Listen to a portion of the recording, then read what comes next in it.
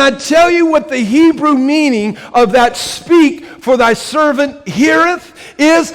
That word heareth is this. It is listening with the intent to obey.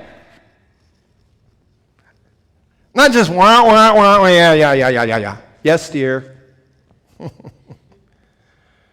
Well, you don't even know what I said. Yeah, what? You know? Can I tell you, if you have a heart with the intent to really want to obey God's voice, God will speak. Can I tell you sometimes why we don't hear from God? Because we have made ourselves distant, and God knows that, you know what? He himself tells us not to cast our pearls before swine. You think he's going to do that? Do you understand that when God speaks, that if you do not obey, it is a sin? When God speaks, if you do not obey, then you are in sin. Do you know that sometimes it is God's mercy that he does not speak to you?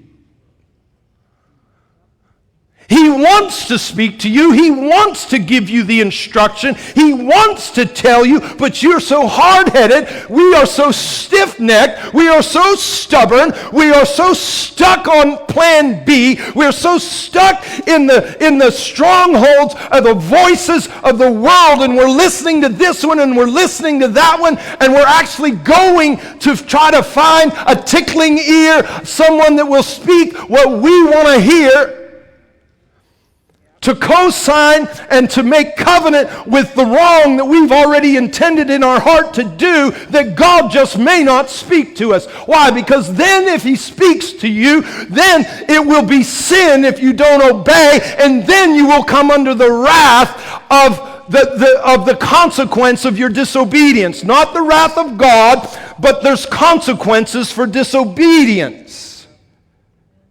And so out of his mercy, listen to what I'm telling you. He loves you so much that he might not speak to you, because he already knows in your heart that if he told you to do what you're supposed to do, you wouldn't do it, and then the enemy of your soul would have every right to bring consequences upon you.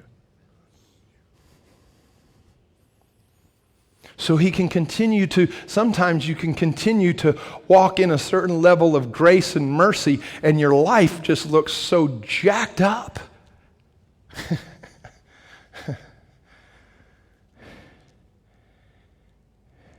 He's waiting, he's wishing. Will you listen to my voice? It doesn't have to be this way. And there's things that are happening, but I can't talk to you right now because your head isn't right.